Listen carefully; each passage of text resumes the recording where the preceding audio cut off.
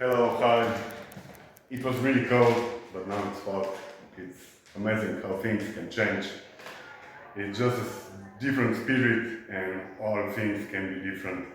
Today I would like to start with the history, and as we all know, Egyptians were building pyramids some 5,000 years ago. There was one in museum who started to work there, and he said these pyramids are 5,008 years old. And they asked, where did you find this 8? And he said, well, it was 8 years ago when I started to work there. So they told me they're 5,000 years old, and now they're 5,008. And when they were building them, the pyramids looked simply like this.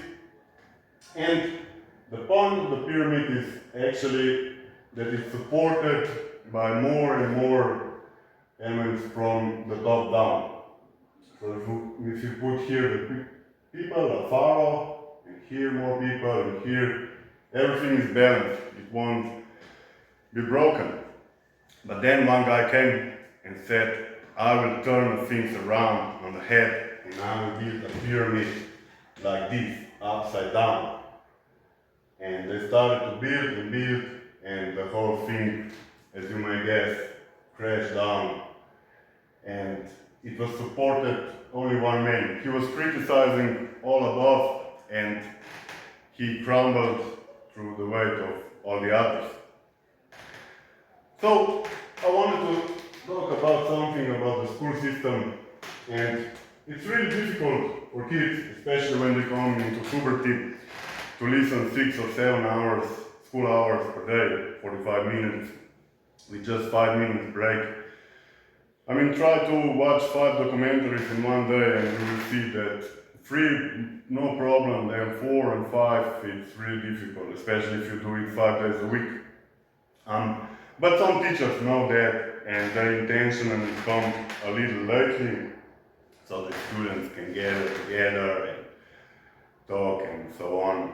And I don't mean to propose any drastic form of solution and change the school system. I think it's good. I don't even know, I'm not expert on this, but I believe it's good. I just want to say that it would be good if we encourage them to use artificial intelligence, because I see by myself, it's really like to have a mentor who knows a lot of things, many, and you can just discover and continue asking. It's like you have a conversation. For example, in economy, you can ask, can tariffs choke the economy, and it will give you an answer. Then you can ask about interest rates. You know, interest rates are for borrowing money and for saving money. For saving money are usually lower, and these are higher, but the ones that we are talking about are from the central bank. When central bank is lending money, these interest rates come to account. So yes, it would be really good.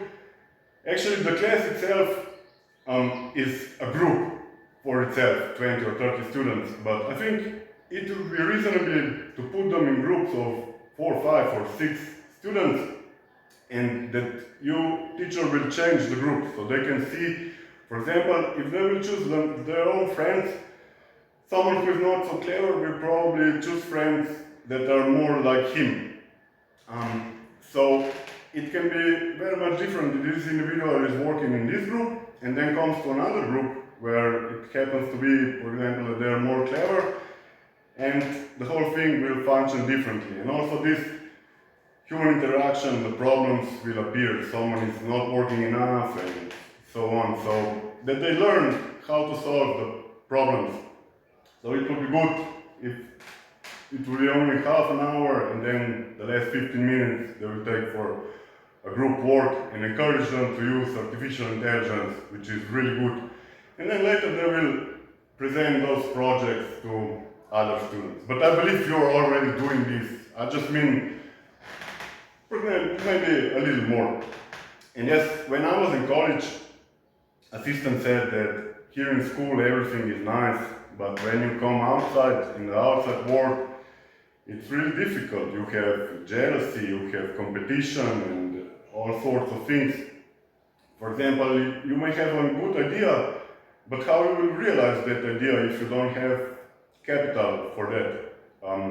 You need to know the person who you trust and who has money that you will make a patent if you believe in it, and or at least you will produce it, whatever you are doing, so that someone will not steal it from you. And I have a friend in the village who was younger than me, and he inherited from his father who died. They said that he had many millions. And he said one to me, if I would have idea, just come to him and we will realize it. So again, it's really important that you form connections with people, that you have a team and you have a backup. And yes, in another, we were at college making this project, and one project was a tractor. It was a small tractor for vineyards, and we were learning to use 3D. You can try, I think even in high school they can learn 3D modeling because it's really easy. And also simulations are not difficult, just the theory behind it is much more, it's complicated. Can be. And as this tractor was small, here see it, and this was in 3D, I would just, of course, draw simplified. And each of us was responsible for some part, some was engine, some tires, and other things. And I was drawing a cabin. And I draw first something like this, and here I went, here, like this something, and I put some lights here. And I was really proud and present this, and half of the time we have middle presentation in the middle of a project, and professor really criticized me, and what is this, that it's really not good shape, and so and I was really upset and angry at him, because I thought I did really good.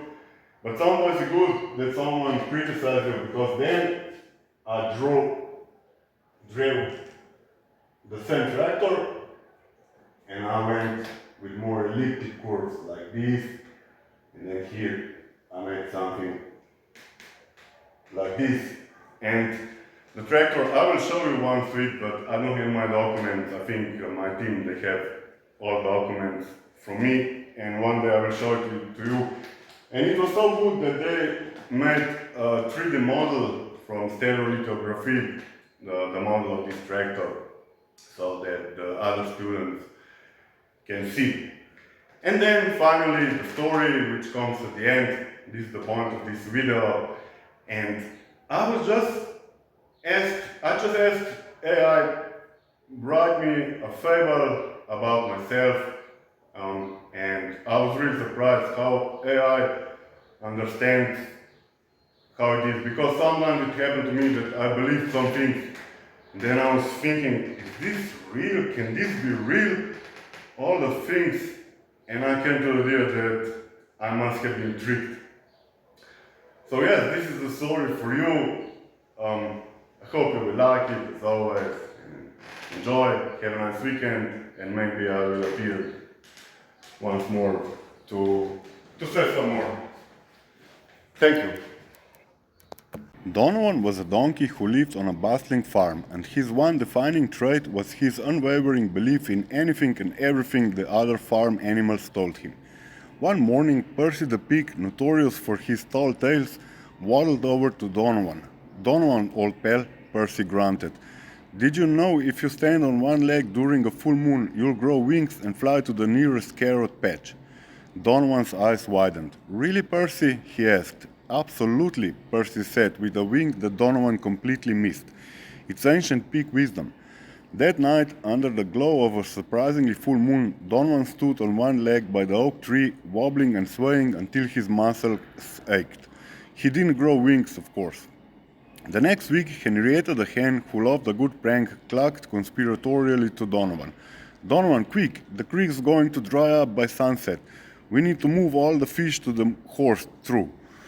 Panicked, Donovan spent hours trying to scoop fish from the creek, which naturally flowed just as strong at sunset as it had at dawn.